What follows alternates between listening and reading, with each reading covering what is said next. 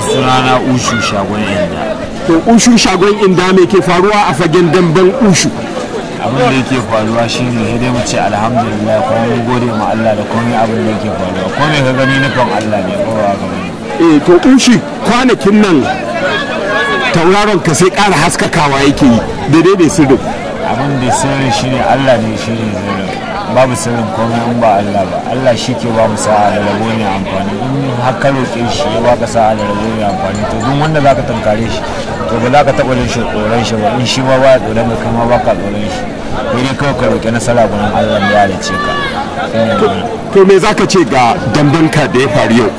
Me ya faru? Abin da ya faru da mina ne Allah ne ya taimaki abokin wasa na ya fita sai mu ce Allah ya ba mu sa'a da rabo ne amfani.